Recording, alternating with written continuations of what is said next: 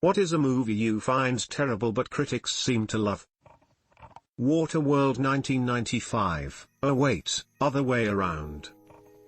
Argo. Not because it was necessarily a badly made movie, but because it willfully rewrote real-world history to make America look like the sole heroes. The British and New Zealand embassies did not turn the American embassy workers away. The British embassy took them in, at great risk mind you, but transferred them to the Canadian embassy since they could more easily pass for Canadians, and the British embassy was in a dangerous location already. The New Zealand embassy took similar risks. The actual Americans who were rescued made extensive comments at the time stating displeasure over how the actual situation was depicted, since it was, well, bullshit. And don't get me started on U-571. At least that movie was the box office bomb it deserved to be, since it straight up replaced the British Navy who recovered the Enigma machine with the US Navy. They got so much heat over it that they just lazily shoved a disclaimer at the end saying pretty much actually it was the British Navy who captured the machine, but oh well, to save face. The bloody US wasn't even in the war when the events depicted happened.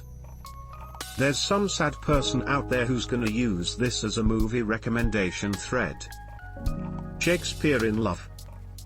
Not me but my dad. He absolutely hates Snowpiercer, but it's got fantastic ratings and a great director. Even after watching he still just doesn't get into it. I'll admit the first time I watched it with him I wasn't huge on it either, but I've rewatched it many times and it's one of my favorite films now. Edit, holy shit, this blew up. I'm glad I'm not crazy for not knowing what exactly to make of the movie. If you hated the movie on your first watch, I recommend rewatching because it seems lots of people changed their minds after it. Crash. I challenge you to write a more pandering movie. But impossible character arcs and junior high-level storytelling is apparently Oscar-worthy if you spend enough money on bankable actors. Edit. Yes, critics generally liked this movie. A Beautiful Day in the Neighborhood. In my opinion, I feel Tom Hanks didn't accurately portray Fred Rogers at all. Rogers was in no way as eccentric as the persona portrayed by Hanks in the film, but was his own breed of human. The Rogers character portrayed by Hanks, especially with the portrayal of violence in a scene of the film set during a live broadcast of Mr. Rogers' Neighborhood, was in no way the real Mr. Rogers. The documentary Won't You Be My Neighbor was a far better insight into the life of Rogers. The Lion King remake. The CGI is absolutely gorgeous, I can't deny that. But going to hyper-realistic lions made the movie lose all of the charm the original had. There's a complete disconnect between the emotions the voice actors were going for and what the lions were showing due to the fact that real cats/lions don't have a wide range of facial expressions to portray human emotions with. Other changes were made. Some were good, like fixing some plot holes, but for the most part the changes were bad: removal of songs, tone down the magic, Beyoncé butchering music.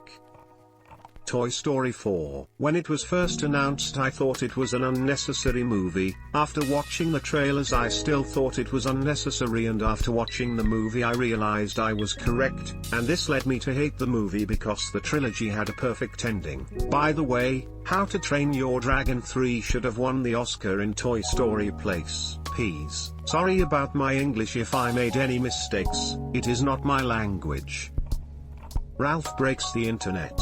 A disappointing sequel. American Hustle. One of the most boring movies I have ever watched. Bird Box. A Quiet Place is somehow a better movie even though they're almost exactly the same. The difference between A Quiet Place and Bird Box is how the monsters interact with the characters and the audience. With A Quiet Place, the audience feels compelled to hold their breath and words along with the characters, as well as the movie being able to successfully pull off having barely any sound to add fear into the audience. With Bird Box, we can't interact as much. Are we supposed to close our eyes and ignore the movie? We really have no interaction with the movie because we can't feel immersed, if that makes sense. Not showing the monster works for the idea I guess, but it has no way of portraying the monster either. It's just a movie that should have stayed as a book. Ender's Game. Sure, it works fine as a standalone movie, but as a huge fan of the book, I found it butchered the storyline, and although I was so excited to see the movie, seeing them replace Ale with Bean, ignoring the significance of the Dragon Army, and forget entirely about Ender's brother and sister was too much to let me enjoy the movie. God, I hate that movie so much. As a person who has struggled with addiction, I find Requiem for a Dream to be a monstrosity of over-sensationalized fantasy. It doesn't tell the story of an addict, it tells a story, seemingly concocted by a dare officer who has never even thought to consider the actual emotions involved in addiction. By contrast, I find the film Trainspotting to be a much more grounded and honest look at the life and struggle of an addict. This is all based on my own personal experience, of course. Shawshank Redemption. No, I'm kidding. That movie is amazing. The Greatest Showman, like it's about an awful person but they make him seem like a good guy, plus the script and songs and everything about it was just mediocre, so when I watched it after all the praise it got I was just disappointed.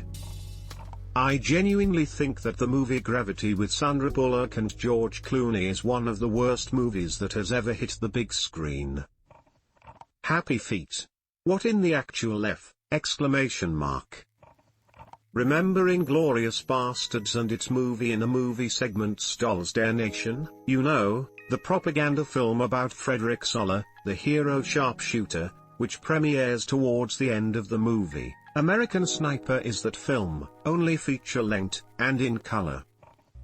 A Star Is Born is so cringy, I can't understand why people raved about it, just because they had good chemistry. I mean, yeah they did, but that's probably cause they either wanted to or were sleeping with each other. Big whoop. The storyline was absolute garbage, so cheesy, weak and stereotypical. Can't believe two talented stars wasted their time on this and then got rave reviews and awards. Edit, I meant the 2018 film. Also, till there were other movies by the same title, haha. I feel young all of a sudden.